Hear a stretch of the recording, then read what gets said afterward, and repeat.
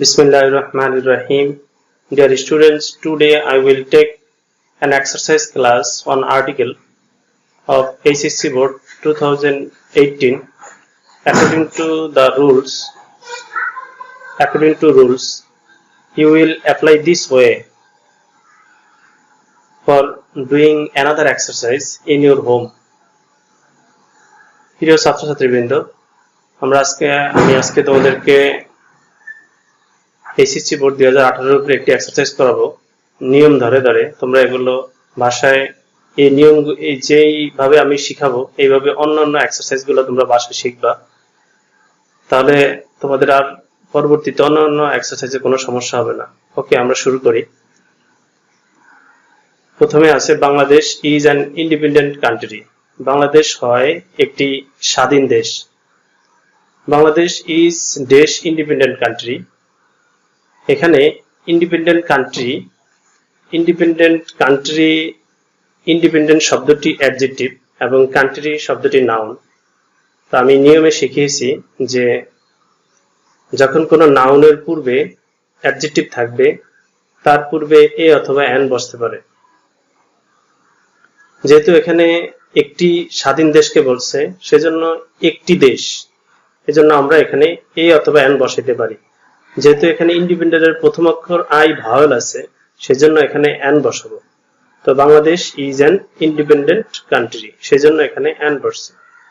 তারপরে we on, আমরা বিজয় অর্জন করলাম, ফ্রিডম, আমরা স্বাধীনতা বিজয় অর্জন করলাম অন ডেশ ডিসেম্বর 16, 1971।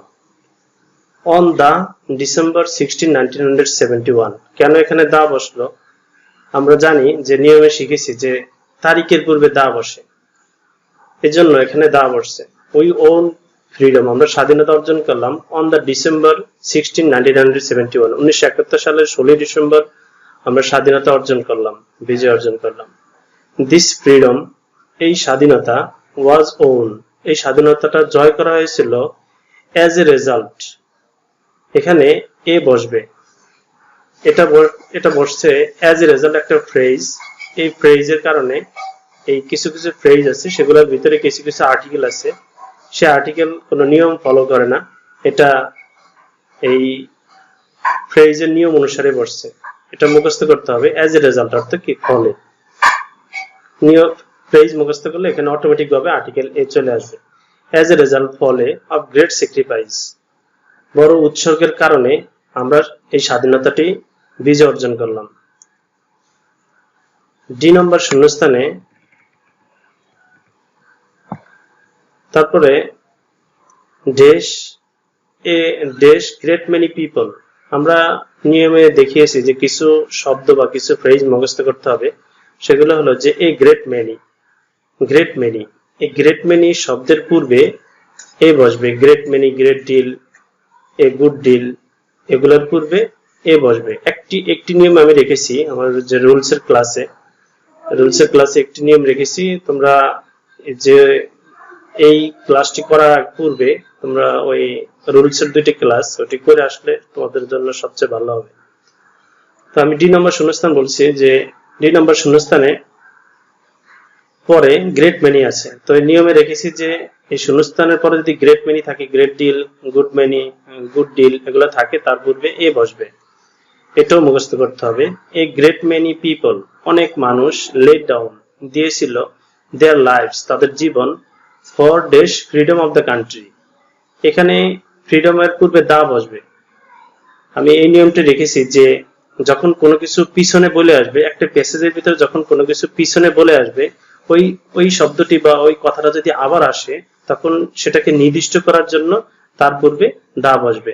এই যে এখানে আমরা ফ্রিডম শব্দটি আগে পেয়েছি, এই যে এখানে যে উই ওন ফ্রিডম। তো এখানে যেহেতু ফ্রিডমের কথা বলে আসছে, সেই জন্য এই ফ্রিডম এই প্যাসেজের ভিতরে যেহেতু আবার আসছে, সেই জন্য আমাদের এর পূর্বে দা দিতে হবে।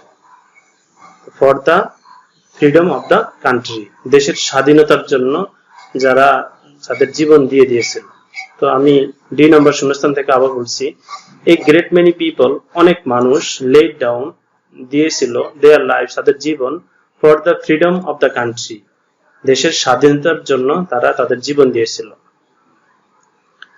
F নাম্বার শূন্যস্থানে পরে man dash man who loves his country is dash Patriot.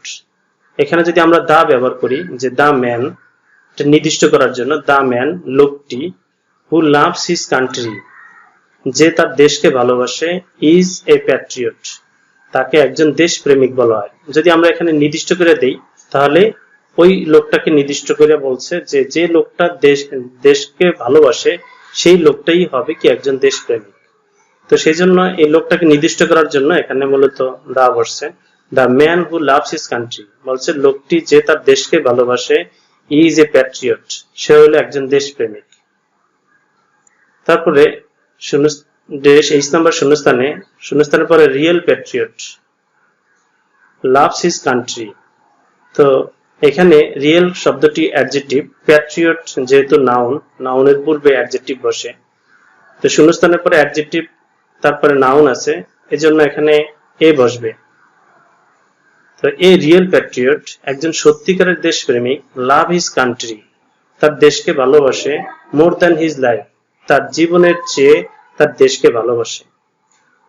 Being Patriot দেশপ্রেমিক হইয়া, উই অল শুড, বিং মান অর্থ হলো হইয়া, কোনো কিছুর সাথে যখন আইএনজি ব্যবহার, কোনো ভার্বের সাথে যখন আইএনজি ব্যবহার করা হয় তখন করিয়া যাইয়া, ডুইং করিয়া, গোয়িং যাইয়া, বিং বি অর্থ হওয়া, বিং হইয়া, প্যাট্রিয়ট দেশপ্রেমিক হইয়া, উই অল শুড ট্রাই আমাদের সবার চেষ্টা করা উচিত, টু মেক অ্যান ইফোর্ট একটা, এখানে ইফোর্ট একটা প্রচেষ্টা, একটা চেষ্টার কথা বলছে, সেই জন্য এখানে অ্যান বসবে। একটি আমরা এর আগে শিখিয়েছি যে যখন কোনো কিছুকে একটি সংখ্যা বোঝাবে বা একটি কিছুকে বোঝাবে তখন আমরা এ অ্যান ব্যবহার করতে পারি। যেহেতু এখানে ইফোর্ট একটা প্রচেষ্টা বা একটা চেষ্টার কথা বলছে সেই জন্য আমরা এখানে অ্যান বসাবো। তো আমি আবার বলছি যে উই অল শুড ট্রাই আমাদের সবার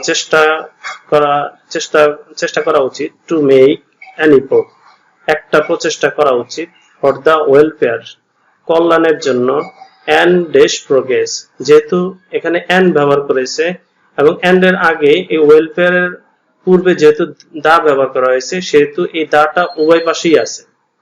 অ্যান্ড এর আগে ওয়েলফেয়ার একটা নাউন, অ্যান্ড এর পরে প্রোগ্রেস একটা নাউন, এই দাটা উভয় পাশে আছে,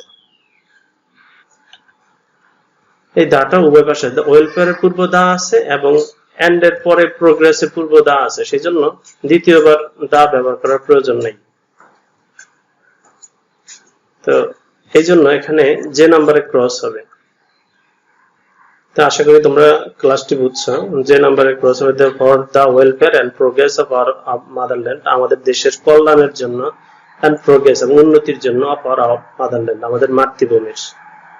ওকে, আশা করি তোমরা ক্লাসটি বুঝতে পারছো। তোমরা বাসায় ক্লাসটি প্র্যাকটিস করবা এবং অন্যান্য এই নিয়মটা অন্যান্য প্র্যাকটিস অন্যান্য বোর্ডগুলো করার ক্ষেত্রে তোমরা প্রয়োগ করবা, তাহলে আশা করি তোমাদের এই আর্টিকেলে কোনো সমস্যা থাকবে না। আমি আরো 3টি ক্লাস দিব এই এক্সারসাইজের উপরে, তোমরা ক্লাসগুলো নিয়মিত করবে এবং আমার চ্যানেলটি সাবস্ক্রাইব করে রাখবে যাতে ভবিষ্যতে আমি অন্যান্য ক্লাস দিলে যাতে তোমরা মিস না করো। ওকে, সবাইকে ধন্যবাদ। আল্লাহ হাফেজ।